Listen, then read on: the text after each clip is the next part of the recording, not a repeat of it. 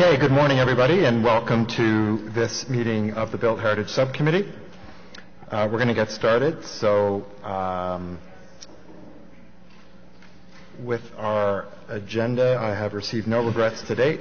Any declarations of interest from members? I see none. Thank you. Confirmation of minutes from our meeting of July 13th, 2017. Are those carried? Great. Okay, in terms of the substantive agenda, we have three applications before us with three recommendations from staff.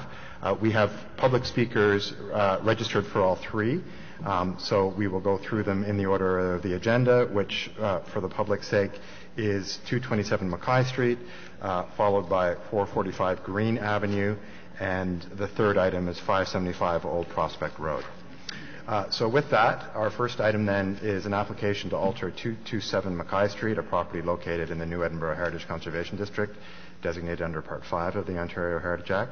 And I'm going to ask staff just to introduce this item, please. Thank you.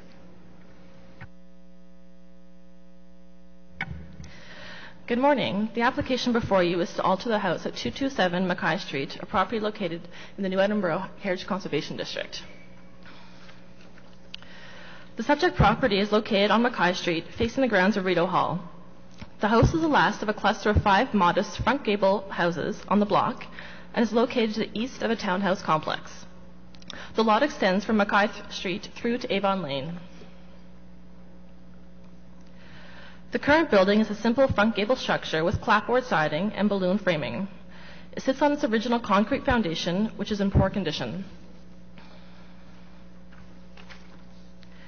Here's a view from Avon Lane. You can see the addition at the rear and the garage facing the laneway. The proposal includes the temporary moving of the original portion of the house to the backyard. The current state of the concrete foundations and basement related to the simple character of the original construction meant that replacement is more viable than repair. The building will be temporarily located in the backyard between the existing house and the garage while the new foundation is installed. This new foundation will support the full extent of the original house and its proposed new additions. Although the proposal will result in an increased footprint, considerable open space in the rear yard will be retained. The proposal includes the construction of a new front veranda that wraps around the east facade, as well as the construction of a gable-roofed extension to the rear with a cross-gable section to the east. The existing vinyl siding will be removed and replaced with white hardy board lap siding. The middle section of the building will be board and batten, and the contemporary rear addition at the back will also be board and batten with a form of panels. These variations will provide visual cues to signal each of the building sections. The existing rear additions have little significance to the original construction and will be removed as part of this project. The proposed addition will have a gable roof and will be contemporary in expression. There will be a terrace off the master bedroom on the roof of the family room below. It will be screened by an opaque wall from the development to the west.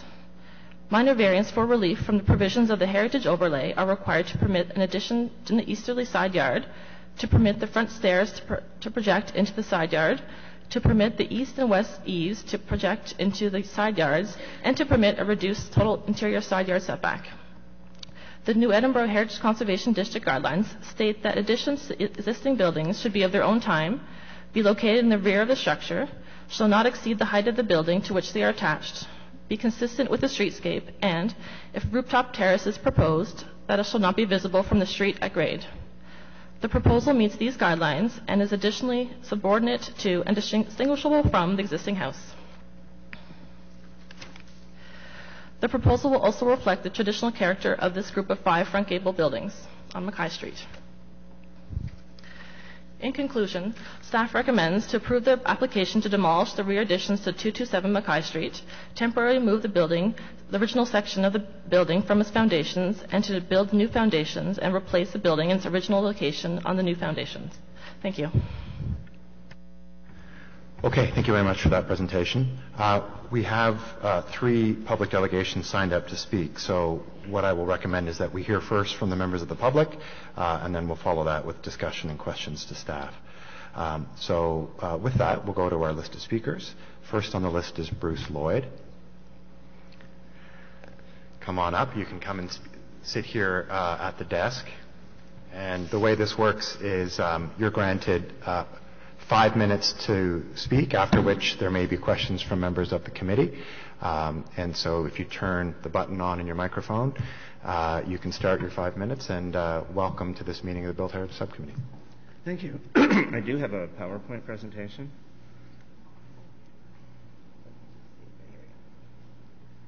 There. So my name is Bruce Lloyd. I'm a direct neighbor of the proposed new, 227 Mackay. I am a neighbor. I'm on the board of the Avonmore Co-op, and I'm also representing the 15 homeowners. We've had a meeting, and they delegated me to speak for the 15. Okay. So our concerns, go to the next one. Our concerns, as you can see, the Avonmore Board of Directors and residents, and especially the 6 neighbors abutting the proposed new redevelopment of 227 Mackay, have a few issues we'd like to raise that will adversely affect the quality of life as we experience as a result of the new proposed plan. The new home, I won't read it per se, but you can see how close the new home is, or the existing home is, from the lot line and from our fences. When we were built, I don't know what the setbacks were, but we all have like a 14-foot deck off the back, which gives us some space between the existing wall and our wall, so it's an open area with sunlight and air circulation. So this is what we would like you to consider. The side yard setbacks are a cornerstone of the historic overlay. It is of tremendous importance to the overall appearance of the neighborhood and should be given serious consideration going forward. Deviation of this side yard setback, which is a 60-centimeter setback behind the original home, would set a precedent for future renovations and might compromise other neighbors that are facing the same thing we are. We understand that the city and NEC have both agreed to this consideration on the east and the west side, allowing for the side yard setbacks. But we do have a couple of questions concerning the original building, like what is the original building and what is considered the historic building, and where that 60-centimeter insert should be going towards the back. I mentioned the garage here, but I've been told that the garage doesn't come into play in this particular application. So the next one. So you can see from my what looked like an okay size illustration, the black box in the front is the original house, and then there were 2 extensions put on the back of it, and we don't really know when they were put on, but you can see from pictures that they're at different roof heights and they have different appearances, so I'm assuming they were done later after the original house was built. So when they're moving the original house back because it's historic and they have to retain that, we're wondering what the additions are considered. Are they considered historic as well, or are they considered just additions that were put on later and really have no play in what they're doing? And if that's so, the original 60-centimeter setback, we think, well, we don't know. Should it start at the back of the original house or where the extension was put on? And on the east side of the addition, you can see that it is already stepped back. So the west side addition on the west side, addition where the bump out is, they're exceeding that tremendously. Okay. So this is a view of the side of the house that abuts our dwelling at 215 Mackay. We have 6 residents that directly face this, and if it goes the way that the plan proposes, we'll be around 18 inches away from our back fence. And it is a 2-story wall, as you can see, up to the gable for the roof.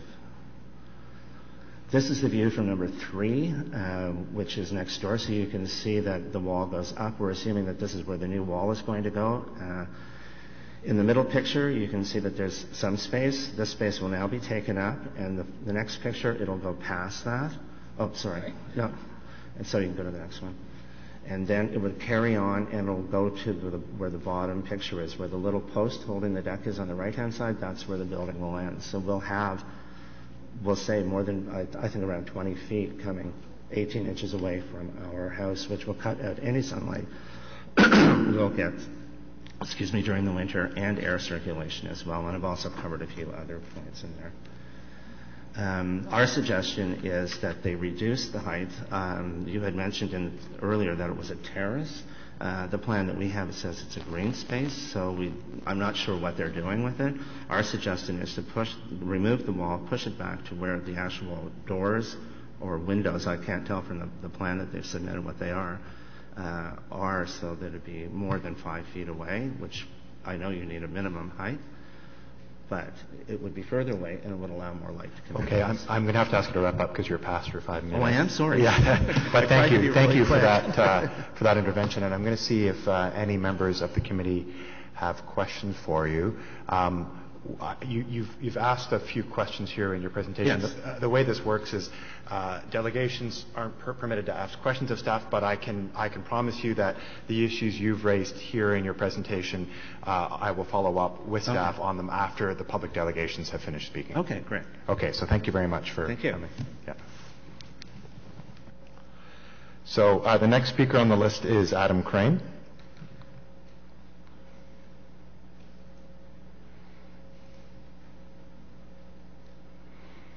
Good morning and welcome to the subcommittee, and same goes for you, 5-minute presentation time. And if you can just introduce yourself. Perfect. Thank you very much. My name is Adam Crane. I am 50% of one of the homeowners who recently purchased this property. My wife, who's here too, is the other homeowner. We've been living in New Edinburgh for the last 9 years in a designated heritage home, which we've been restoring over the years. We've taken a lot of care and custodianship around the heritage side of it, consulting, working with the city heritage in our current home, and we've been doing the same as we've been planning the new home at 227. It's been quite an endeavor. I think we've done quite a bit of work to make sure we're meeting the requirements around heritage and respecting it. We love the neighborhood. We've lived there, as I said, for the last 9 years. We appreciate the streetscape and want to keep it in good regard around heritage. And we want to improve this house. This has always been a house that you've walked by and you've thought, if somebody could really do something with it, it would bring some value to the neighborhood. It's one of the few houses that needs to be rejuvenated, as we're calling it. We've done a lot of consultation with the community. We actually dropped flyers in all the neighbors' mailboxes in New Edinburgh proper and just outside as well. We've been working with an architect on this. Luckily enough, my father has been an architect with many years' experience, so we've been able to take on this project. As the city has said, we've worked with them quite a bit, and we've worked through a number of the issues. We did meet with the neighbors on their concerns, and we did make modifications to the plans and actually remove part of the wall extension that went beyond what it currently is, what you see here, to take that into account. So we have been meeting with them, meeting with NECA and the New Edinburgh Heritage Association. And I think, as you saw from their report, they're supporting this as well. From the heritage perspective, their only concerns are supporting the issues around 215, what 215 has. So that's about it for me. Thank you. Okay, great. Just seeing if there's any questions. I see none, so thank you for coming out this morning. Okay, our next speaker is Derek Crane. Okay. I was going to ask a question of you, so would you mind coming up as the architect? Because I saw your name was on the list. It's okay if you don't have anything to offer, but firstly, good morning. And I just wanted to ask a question sort of that got raised by Mr. Lloyd earlier. In terms of that, I call it north-facing wall, but I always get mixed up in New Edinburgh because it's a slight angle. But on that blank wall on the northwest side, which which Adam just said has been shortened to take into account some of the sunlight issues. I appreciate, or I assume, that the reason there are no windows on that wall is because of fire code regulations and the distance to the property line.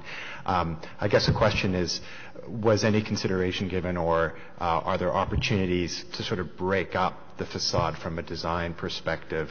On the renderings here, it looks homogeneous a little bit, and perhaps a little bit imposing in terms of the experience from the other side. I'm just curious whether in the design process you looked at any opportunities for those types of kind of breaking up the wall facade. Thank you, Mr. Chairman. Yes, we did. In answer to that second question, we're looking at panelizing that wall system using a lap siding detail and then a plain board detail to give it a texture and a breakdown over its length. It'd rather be like looking at an old white church in New England in the country, where you use some flat boarding together with some textured boarding to break up the mass. It does need breaking up, and we intend to do that. Okay, thank you. On the first question, yeah. We were sensitive to that setback. I was trying to balance getting an entry that was wide enough to have two people walking side by side coming in that from the front on the side. And we moved the house back at the rear of the property from 0.480 meters on the front and 0.4 meters at the back to 0.48 all the way along. So we've actually rotated the house subtly at the rear back. Now the difference between that and the normal setback is 5 inches, about 12 centimeters or 120 millimeters. So that that element was important to keep enough space on the other side, because we are tied up to the 4 foot plus setback on the east side. I'm referring to north as a McKay Street right now. So, and the other thing that we did is, by preserving the 12 and 12 roof slope back to the building, we have eliminated the negative sun effects of the 1 and 12 slope roof at the back section. And where a 12 and 12, 1 and 12 is like this, a 12 and 12 is like that, and so a section here is removed, which allows more sunlight penetration. So we've given that some thought, and it's trying to balance all the pressures in a design sense on that site. Okay, thank you very much. Any other questions from members? No? Thank you very much for coming out this morning. Our last speaker, just added to the list, is David Jeans from Heritage Ottawa.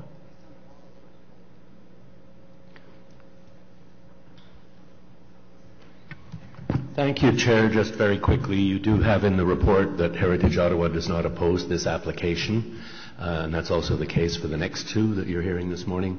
But I just wanted to add that for 227 McKay, we actually welcome the planned restoration, and we support the suggested changes from city staff to improve the railing design and eliminate the freestanding wall at the rear.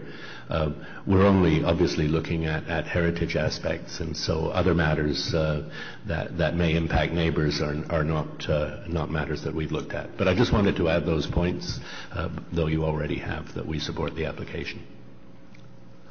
Thank you very much. Any questions from Mr. Jeans? No? Okay, thanks for coming out this morning. Okay, so turning to any questions or comments from members of the committee. I did want to just follow up, because I think it's important for members of the public to understand a little bit the difference between what's before the committee now, which is approval of the heritage permit, and then we heard both from Mr. Lloyd and from Mr. Crane that there are going to be variances sought through the Committee of Adjustment. Staff, do you happen to know what date the Committee of Adjustment hearing is on those variances? Right now, the Committee of Adjustment meeting is booked for September 20th. Okay. And Mr. Lloyd had a question in his presentation about where the side yard variance application is going to start with relation to where the historical building is. Could you just explain again which portion is proposed to be demolished, and then from what point in the building lot the variance is being sought, if that's something you can just inform us and the public about. Yeah, certainly, Mr. Chair. The 60 centimeters is from the original historic house, which is being kept. So that was where the 60 centimeters would be measured from. Okay. And, okay, are there any other questions? Or Member Smollett? I just wanted to say I congratulate the proponent on the lengths to which they're going to try to save and reintegrate the house back into the community. Okay, so if there are no other comments and questions, is that item carried? Carried? Okay, thank you. And thank you to the members of the public and for coming out to speak on this item this morning. Okay, turning to our next item, which is the application for new construction at 445 Green Avenue, located in the Rockcliffe Park Heritage Conservation District. So I'd like to proceed in the same fashion and ask staff if they can just provide a brief introduction to this, and then we do have, at this point, one public delegation registered.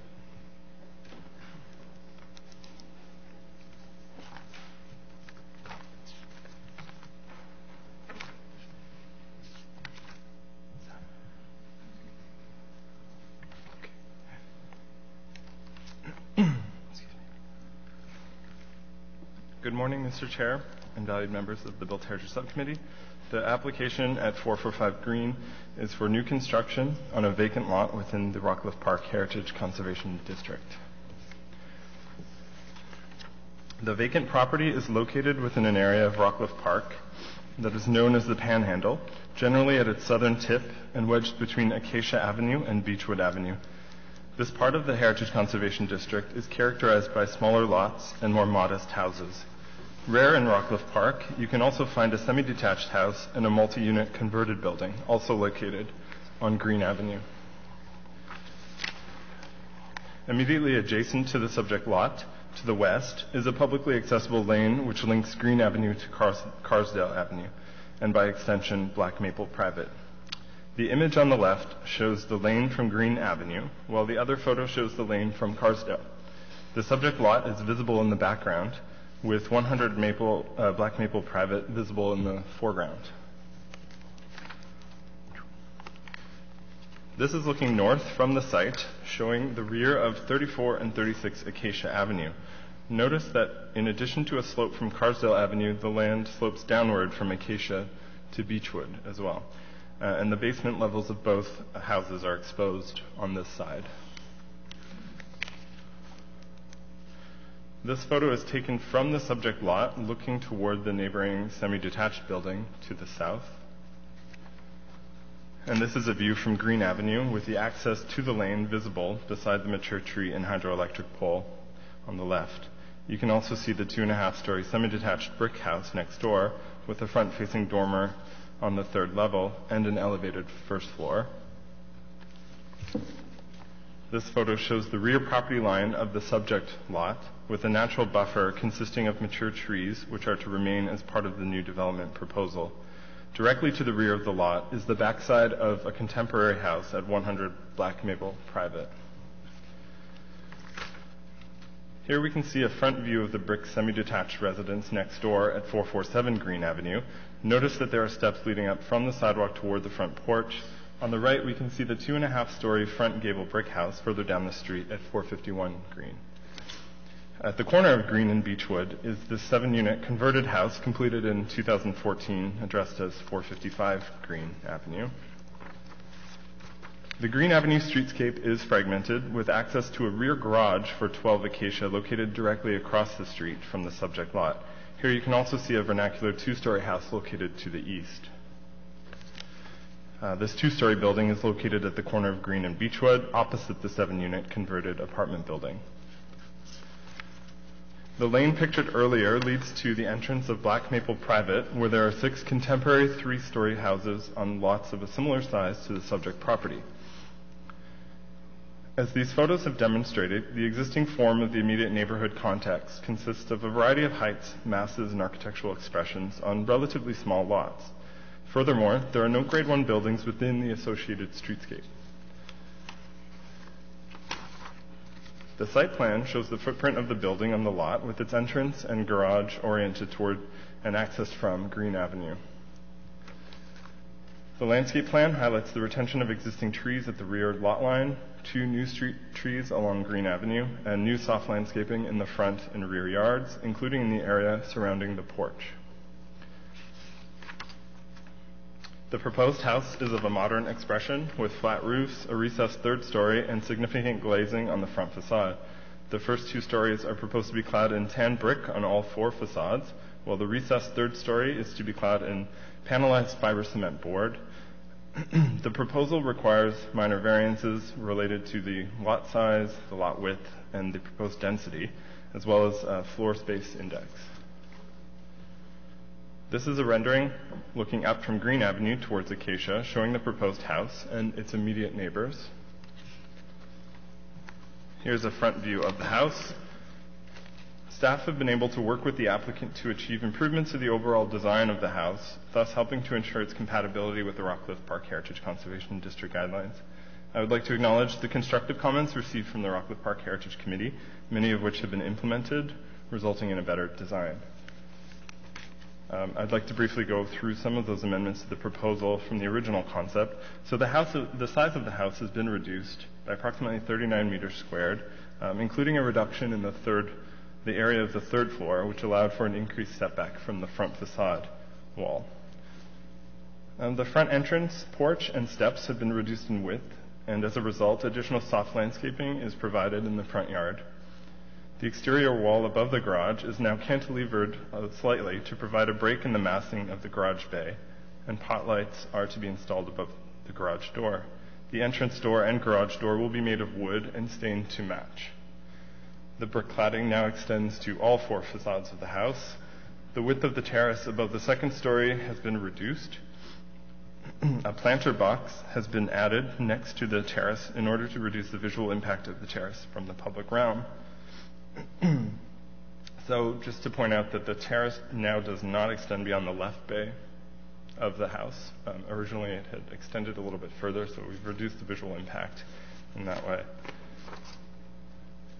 In conclusion, staff find that the proposed design of the house with its contemporary architectural style and mix of materials is consistent with applicable guidelines relating to new construction in both the 1997 management guidelines and the newer Rockcliffe Park Heritage Conservation District plan. Given the unique contextual character of this section of the district, staff also finds the height, mass, and scale of the proposed house are appropriate, and therefore the proposal is consistent with applicable Heritage Conservation District guidelines. Thank you. Okay, thank you very much for that presentation. So moving to public delegations, we have 2 speakers registered now. The first is John Cook.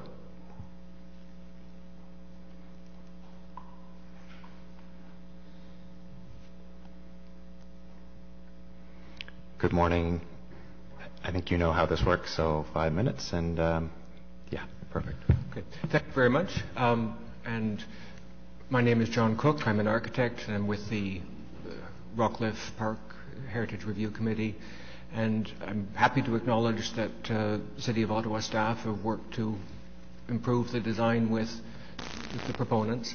Our concern simply remains that the FSI exceeds by about 25% exceeds the FSI for the lot, and it's been a principle in Rockcliffe since the zoning was established that on new construction the FSI is the upper limit. It's not we can't support that variance. The variance is required to make the lot developable because of its non-standard size are acceptable, but to exceed the FSI and which is already, the FSI in this panhandle is already about 25% larger than other parts of the village, and so account has been taken for that. So our concern is simply that the proponents are asking for more space than the lot can support. Okay, any questions for Mr. Cook? Member Quinn? Mr. Cook, I was just wondering about the inclusion of the basement when in the FSI calculation. I understand that the rest of Rockcliffe Park does not include the basement. In this area of the panhandle, it does. Either you or maybe a member of staff could clarify that.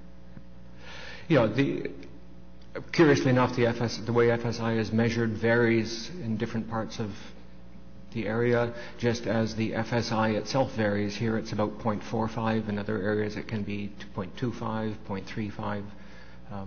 But nevertheless, the FSI was set as being the upper limit for development.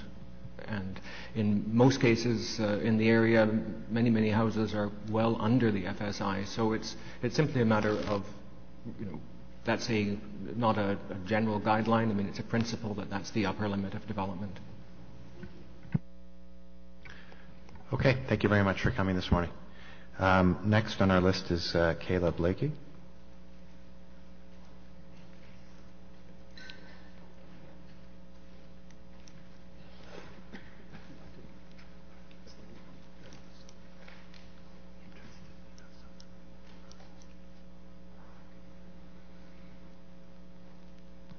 Good morning and welcome to the subcommittee.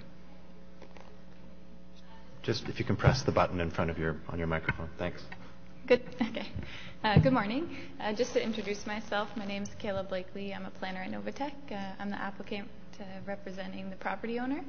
So I just registered as the applicant, and I'd like to thank David for his presentation, and I'd just be happy to answer any questions that you have. Okay, great. Any questions for the applicant? I see none, but I appreciate you making that offer, so thank you for coming up this morning. Okay.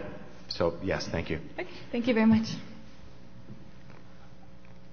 So I actually have sort of a question/comment to staff on a couple of fronts. The first is on the lot size issue. I'm just curious if you can explain a little bit. I understand that the applicant's going to be seeking a variance on lot size. And I'm just trying to understand from a zoning point of view. I have a map in front of me of all of the neighboring lots, which in some cases are smaller than that lot, in some cases are the same. But the requested lot size seems consistent with the lot size on that street, and I'm just trying to understand why under the zoning bylaw is that considered substandard, because I think it would just sort of help me understand why a variance is being sought. Thank you, Mr. Chair. If you don't mind, I can put up the subdivision plan. So you're right. A lot of the lots in this part of Rockcliffe Park are similar in size, and they would be non-compliant in terms of lot width and also lot area, given the requirements of the particular zoning provision. So a variance is typically needed to build on lots that are substandard. However, there is a provision in the zoning bylaw that permits development to proceed on existing lots of record. But in this particular case, there was also a request to increase the FSI and the density permitted. So there is a requirement to go through the Committee of Adjustment for variances with regard to the lot size and width as well. Because once you're at the committee, you may as well address all the provisions of the zoning bylaw that you're non-compliant in terms of the proposal. So that's the rationale. Okay, thank you. And then sort of second observation is Mr. Cook made reference to the fact that the FSI is calculated differently in different parts of the HCD. Is there a good policy rationale for that?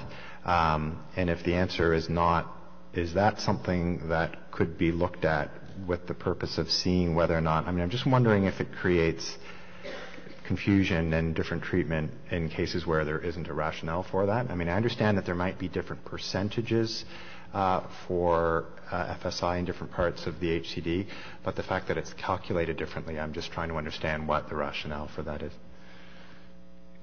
Yeah, Mr. Chair, thank you. You're correct. The gross floor area is calculated differently in this part of Rockcliffe Park under this particular zoning provision compared to the majority of the district with larger lots.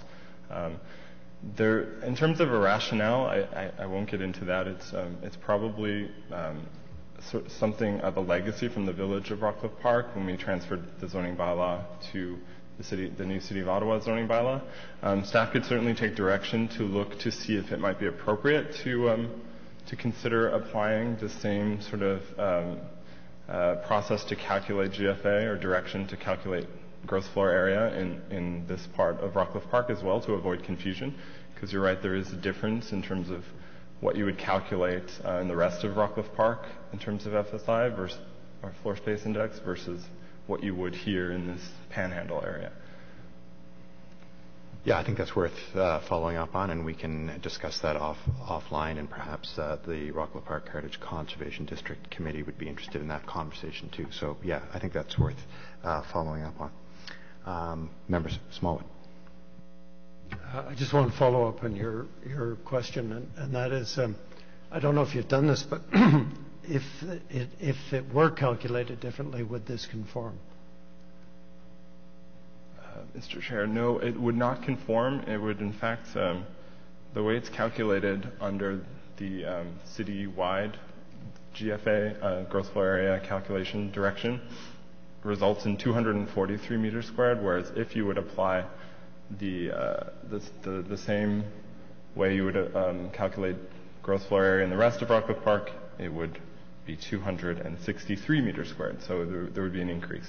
The difference is you're not counting the garage area in this section of Rockcliffe Park, but you are including the basement. You're also not including corridors and stairways.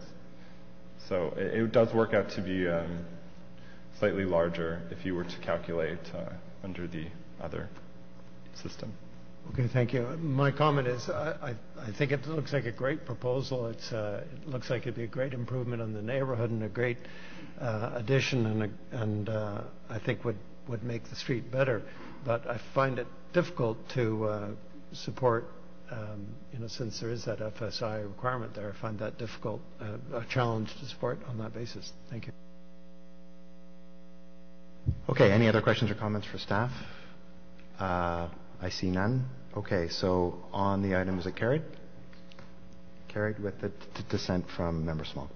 Okay, great, thank you. Okay, we do have a technical question to staff now that the item has been passed. So this is a question for Ms. Enza. Is it appropriate or inappropriate for this committee to direct the group in charge of street naming to review the history behind a street name? Just as I'm sitting here, I can't help but notice that the name of Green Avenue up here is spelled differently than how we spell it today, which makes me think that at some point we screwed up and it's supposed to be spelled that way. So we should probably make sure that we have it named properly after whoever it was named after in the first place. Mr. Chair, while the jurisdiction of this committee is directly related to Ontario heritage matters, I think it would be appropriate in this case to make an inquiry to staff as to a determination of the name. Oh, that'd be great. I will do that. Okay. Thank you, Councillor Moffat, for that question. So let's move on then to our third item on the agenda, which is an application for construction on the Rockcliffe Heritage Conservation District at 575 Old Prospect.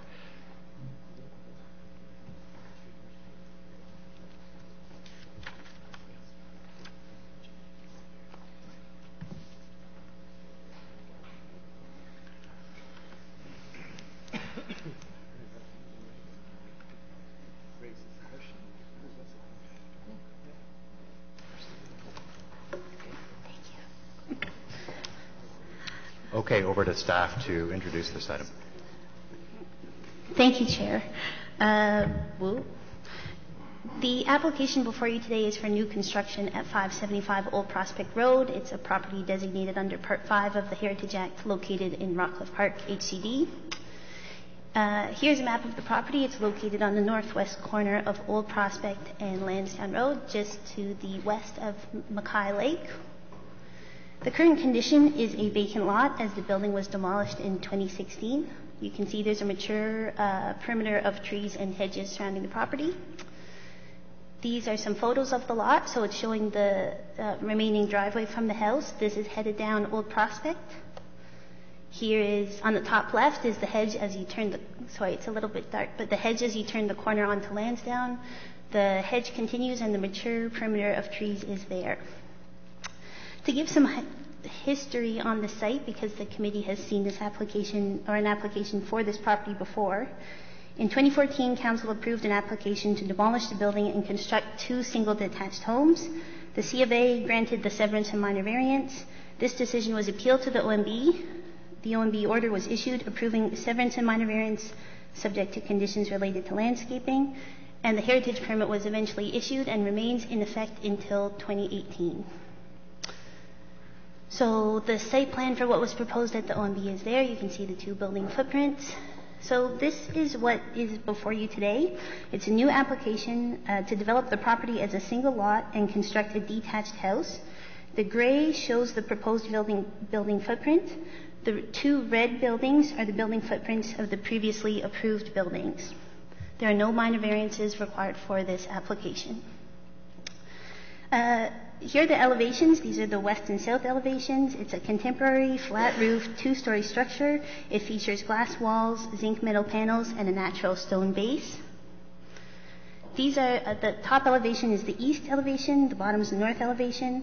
The top story has been recessed, and the stacked varied form articulates the facade and reduces the overall massing.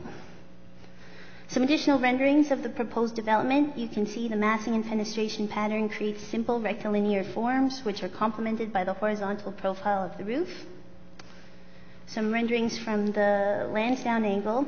It's a contemporary building of its own time that uses natural materials. You can see there's a diagonal footpath along Lansdowne, and the mature vegetative buffer is being retained. This is an overhead view of the terraces that are being proposed, and then there's renderings at the bottom showing some perspectives. The proposed building will have a rooftop terrace, 2 terraces on the 2nd story, and a balcony on the eastern facade. The terraces are significantly set back from the roof edge, use glass guardrails and perimeter landscape planters to mitigate the visual impact. The fixtures of the rooftop terrace will not be visible from the surrounding public realm. This is a context plan showing the footprint of the proposed building in the middle of the screen at the bottom there. The orientation and shading is consistent with neighboring houses. Although the building is located further east of the front facade of the building immediately to the north, the setbacks are consistent and is reflective of the curvature in Lansdowne Road. Additional context, this building is surrounded by grade 1 buildings, which you can see here. And what it really illustrates is the architectural diversity that exists in this area of Rockcliffe Park. The proposed new structure is compatible with these buildings in terms of height, massing, siting, and material. Streetscape elevation along Lansdowne Road. The proposed building is a contemporary flat roof building, while many of the neighboring buildings have a sloped gable roof. So while the architectural form varies, the height and massing remain compatible with its adjacent neighbors. Here is another streetscape elevation along Old Prospect Road, just showing the height in comparison to its neighbors. Here is a cross-section of the building. Again, the proposed building is sort of the rectangular shape in gray. The 2 OMB approved buildings are the hatched red outlines. The building has been sited and designed to maintain the overall grade of the lot, which slopes about 1.5 meters towards the east. A localized change in grade is required for the footpath, which we saw in one of the earlier renderings, which will lead to the lower level entrance on Lansdowne Road. This is typical of other buildings in the area that have also been designed to accommodate the slope and grade. This is the proposed landscape plan, which includes the retention of most existing trees and hedges. There are 2 trees being proposed for removal in the terrace area, 13 and 14 here. These are white spruce in fair condition, and 3 new trees, which are sugar maples at the top and to the west here, that are being proposed. The hedge along Lansdowne will be removed and replaced in kind closer to the building. The new diagonal footpath is proposed, and the existing asphalt driveway will be resurfaced with paving stones. A cultural heritage impact statement was conducted by Robertson Martin Architects, and the conclusion is on the screen. While the proposal constitutes a noticeable change for the site, it is respectful of the heritage value of the Rockcliffe Park HCD and compliant with the guidelines outlined in the Rockcliffe Park HCD plan. Consultation, Councillor Nussbaum is aware of the application. Heritage Ottawa supports the application. The RPRA supports the application and provided more detailed comments in the staff report. And neighbors within 30 meters were notified and offered the opportunity to provide comment. In terms of recommendations, there's 4, and there's conditions associated with the first 2. So the first, approve the application for new construction, subject to the following condition, that additional screening be added to the rooftop terrace in consultation with staff in the heritage section. The second is to approve the landscape design, subject to the following conditions, that additional plantings be included on the southeast corner of the lot in consultation with staff, and that the tree preservation and protection measures identified in the conservation report be implemented. So I just have 2 extra slides to sort of further expand on what those conditions are intended to do. The condition related to additional screening refers to additional vegetative screening on the rooftop terrace to the east and west where none is currently proposed. So the arrows are just highlighting where that would go. The architect will be working with a landscape architect to determine which plants or grasses would be appropriate, and they've indicated they're amenable to this condition. The second condition, which is related to the landscape and the proposed new plantings in the southeast corner and would include at least 1 additional tree, is to help mitigate the impact of the removal of the 2 white spruce for the terrace area. Again, the architect has indicated they're amenable to this condition and will be working with a landscape architect. Thank you. Okay, thank you very much for that presentation. So we'll move right into public delegations. So first on the list is Susan DeCino from the Rockcliffe Park Community Association Heritage Committee.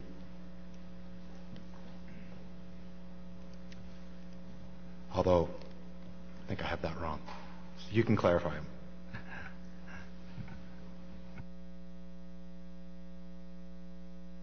Am I on now? Yes. I'm not here representing the Rockcliffe Park Heritage Committee. I'm here representing the neighbours. The neighbours, yes, were made aware of this. They have not met with the applicant to discuss their concerns. And I know that the staff report is very supportive of this application, but I do want you to be aware that neighbours have concerns. One is the rooftop terrace. There are 3 terraces off the level of the 2nd floor, and neighbours would very much like to see the terrace being proposed for the rooftop being removed. They're concerned about loss of privacy. They're concerned about the fact that it will be invisible. The dog walk, the public pathway along Mackay Lake, leads directly into this house, and that terrace will be visible. As of now, there are over 50 feet of planters on the side facing the dog walk, which form part of the fixtures of the terrace, and that they will certainly be visible. And our heritage plan says that if the terrace or its fixtures are visible, then it should not be permitted. And I think it's completely understandable that neighbours are always concerned when there's going to be a rooftop terrace about the loss of privacy and the impact on them. And as I said, the house has 3 terraces off the 2nd floor and terraces around the pool. The second concern that neighbours have is that more trees are being removed. Over 10 were removed the last time this property was about to be developed. And I'm glad to see that there's some response to that. The third thing is the height of the house. I know that staff has said that it's compatible with others in the neighbourhood. On Lansdowne Road, all the grade 1 houses, all the houses in the block are 1 story, 1.5 stories, or 2 stories, and they all, except the 1-story one, have pitched roofs. This, on Lansdowne Road, as some of the pictures you've seen will show, the basement is entirely above ground. So you have the basement and then 2 floors on top of that and a terrace on top of that. This results in a 3-story facade on Lansdowne Road. And there, as I said, no 3-story houses in the Lansdowne Road streetscape, and both the 97 guidelines and the Rockcliffe plan require that the height be compatible with the houses in the streetscape. The staff report says the 3-story height is mitigated by mature trees and a large cedar hedge that buffer the site. I think this is pretty weak. The trees that are there in the hedge may help to hide the fact that the basement is above ground, but they cannot camouflage what is visible on top of the basement. The proposed house stands over 31 feet above Lansdowne Road, and as I said, there's a terrace on top of that. I happen to live in the Hart Massey House across the street. The Royal Architectural Institute of Canada, it is the only house in Ottawa on its list of the most important structures in Canada. And I would have thought that there could have been an attempt to be more sympathetic to the Hart Massey house. It stands only 9 feet above the level of the road. This house directly across will stand 31 feet above. The basement of the house above level is equal to the entire height of the Massey house. I don't think this just demonstrates sensitivity to what is an extremely important piece of architecture in Canada. The Heritage Impact Statement offers only this by way of an explanation. It says the existing site addresses this frontage with high cedar hedges, creating an effective screening element between the two properties. But I have to repeat, there's no cedar hedge on God's green earth that can screen a 31-foot high house. So I think that I'm hoping the applicant has not talked to his neighbors about their concerns, and I think that if I put them on the table here today for the neighbors, maybe it will be possible for him to do something to address the neighbors' concerns. I know he's a fine fellow, and he certainly cares about his neighbors, and I hope that by putting this on the table here, he will give some thought to addressing these concerns. And I should also add that, as I said, we do not believe that the height of the house is compatible with either the 97 guidelines or the new heritage plan. And the new heritage plan says that rooftop terraces should not be visible from the public realm, and this will be visible from the dog walk, which is part of the public realm. Thank you. Okay, thank you very much for your statement. Any questions for Mr. Kino? No, I see none, so thank you very much for coming this morning. Okay, we've had a second delegation added to the list. Barry Hoban and Riel LaBelle.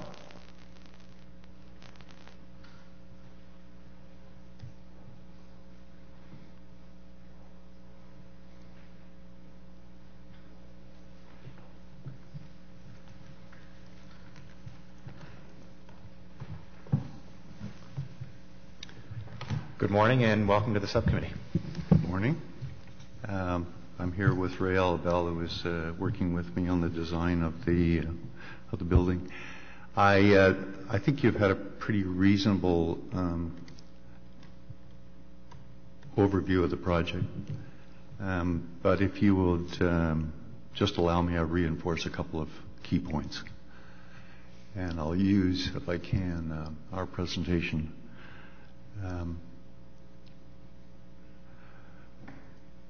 Well, one of the key things is just the debatable issue about the rooftop terrace. I think the evidence that we actually submitted to Build Heritage in our application clearly shows that the rooftop terrace originally had a structure that went above the second floor.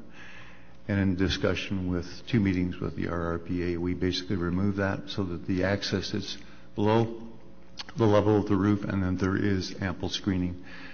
As you know, the Heritage Plan actually doesn't outright say you cannot have a terrace. It just says that it needs to be adequately screened and that there's minimal impact.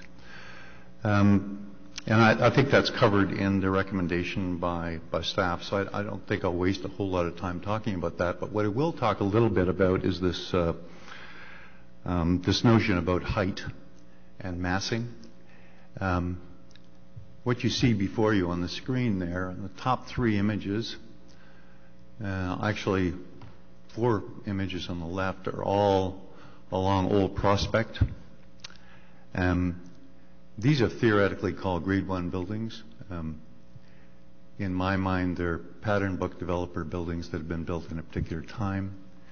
But each one of them is, in the case of this one we're looking at right now, is 3 levels, totally bare of landscaping, totally devoid of screening, a 30-foot wide piece of pavement in front of it in terms of access to a garage.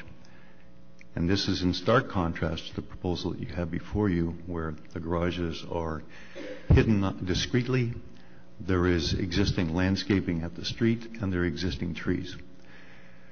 So to suggest in context that buildings like we're proposing do not exist doesn't in fact reflect the notion of grade as it affects buildings. And what you have is a steep slope along Old Prospect. And you also have a slope along Lansdowne, so that the fronts of the building along Lansdowne that face the lake may be 1 story, but at the back, they're 3 stories. We talk a lot about the public realm. The public realm, as you can see right here, the public realm facing the lake is a valued piece of the public realm in Rockcliffe.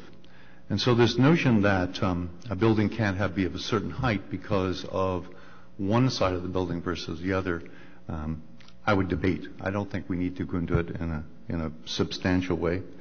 I will say that the proposal that you have before me, and if I can just get a rendering, and I want to just reinforce, because there aren't many renderings of the overall building. If we look along the side, perhaps. Well, we'll use that image. Go back. Let's use that image that we used there. First of all, the image along Lansdowne from the other orientation, it's almost impossible to see the house unless we affect the rendering. So this image right here, the tree growth is so substantial around the corner of this, and we specifically decided not to have any entrances off of Lansdowne, simply that the existing buffer of conifers would remain. And then there was some very detailed discussion about the role of the hedge on Lansdowne, which is old, which is partially on city property, and we agreed to remove it and move it back onto private land for a number of reasons. One is security and safety, but it then allow us to actually create a buffer for the future. So there is not only a response to current conditions, but they're thinking about the long-term situation. Those are my submissions. I'd be happy to answer questions. The submission before Built Heritage is as robust as any one that we've ever submitted. There are over 35 slides to this piece, and we have had a robust conversation with our RPA. We have not met individually with neighbors, and I think that's accurate. But it's a substantial proposal, and we would suggest that it would be, in the long term, a contribution to the Village of Rockcliffe Park. Okay, thank you for that presentation. Question from Member Quinn. Mr. Hoban, I know that when this property went to the OMB, the landscaping was looked at very closely and in a detailed fashion. And you've just explained how the original hedge is going to be removed and then repositioned closer to onto the private property line. Yes. But I noticed that there, and hopefully I'm not mistaken, 2 larger cedar trees that are not hedges. The trees will remain. Those will remain. Yes. So what are the height of those trees approximately? It's a mixture of cedar and, if you look along Lansdowne, it's a mixture. It's Lansdowne side in particular that I'm thinking of here, yeah. So it's an extra mixture of evergreens as well as cedar. Those big trees are actually on city property. They're not on our property. Okay. So the issue of the hedge was the notion that it actually is on city property, but it provided a buffer. Mm-hmm. And having sat through the OMB hearing, and there's a lot of concerns, as well as the RRPA, was the issue of security. So go back to the site plan. I think there's one specific strategy with respect to siting of the house, which is really important from my perspective. And that is that we opened up the access, front door access off of the corner because of the relationship to the COP that goes around the lake. We thought that was a kind of a significant symbolic place to put it. It allows us to open it up at the actual corner, and then you can see the line of the new hedge, if we can just put a cursor on, which is back here. Now, by opening up at the corner, it actually enhances this issue of security because cars coming down there can't actually see what's around the corner very easily. It also, in some minor way, opens up the view not only to the lake, but the properties which would exist across the street. But those 2 taller evergreens remain? Yes. So they are a screening of yes, ostensibly... that's correct. They're actually on city property. And I hear her concern that a hedge is not going to buffer the upper levels of the building. So I'm just asking about those taller evergreens perhaps playing a bit of a role in that regard? They would. And as I said, the rendering that we show there, it's almost impossible to actually see the house. There's the image on the top one. Those trees remain. Right. Okay, thank you very much. I just wanted to be clear on that.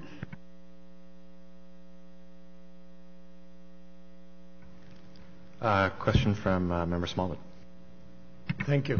I want to congratulate you. I think this is just so much better than what had previously been approved at the OMB. I mean, in many respects, the main thing I see is that it allows more setbacks. So if I'm correct, we didn't get all the same elevations that have been presented today, but from what I see on it, one of the comments that I want to confirm with you is this proposed dwelling is lower than the one that was already approved by the OMB?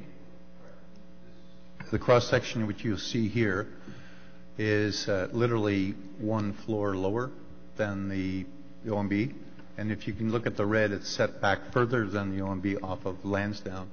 There's another significant component. If we go to the site plan, it's if we show our alignments, which with a streetscape, it aligns with the house to the west along Old Prospect, Mr. Teeter's previous house. So that aligns in this way. It actually steps back further off of Lansdowne, and actually there's a greater setback from the houses to the north, to the house to the north. So I think this is such an enormous improvement in terms of that, in terms of the setbacks. One of the things that I didn't see on any of your elevations, and one of the concerns that had been raised by one of the letters I read, was that people on the terrace would be able to peer into their backyards. From my looking at it, I wasn't able to determine, but it didn't seem to me, because of the setbacks, that it would be physically possible to peer into anybody's backyards. Could you confirm If you that? took a grade 10 geometry class and you stood on the roof and you go to the rooftop terrace, your eye level wouldn't allow you to look into the properties to the north, or to your view at that point is distance. It's not looking down. Right. It's long view. So you can confirm with us conclusively that there is no possibility of any of the neighbors having anybody peering into their backyards, so no loss of privacy. In fact, it would seem to me, given that the building is lower, on the previous approved thing, their privacy would be increased, because in the higher building you would have more opportunity than you would in this. I can't comment. That's kind of subjective, but the reality is that the position of the rooftop terrace pulled in from all sides. Right. Aside from the buffering, just the geometry of it, your eye level you can't look down like this when you're looking over the edge. Right. If you look at a distance. There was one other thing, and I think it's just a clarification, but on page 13 of the location map, and this may be a question for staff, it appears to me that it only shows one of the lots being developed, but am I misreading that, or is that an error? Member Smallwood, that's an error. That's showing the severed lot. It is for the property to the west as so well. I want to confirm both lots are being developed correct. and are considered as one. Thank you very much. Okay, seeing no other questions, thank you very much, Mr. Hoban, for coming out this morning. So any other questions or comments to staff on this item? I see none, so is this item carried? It's carried. Okay, thank you, and thank you to staff for all three presentations. Moving on to the agenda then, there are no in-camera items. Are there any notices of motion for our next meeting? No, I see none. Inquiries, I know of at least two. So, Member Quinn, would you like to start? Yes, I'll just read the... my concern is what the status is of 287 Cumberland Street, the former Our Lady's School, specifically with respect to the forthcoming application for a new development at that property. Thank you.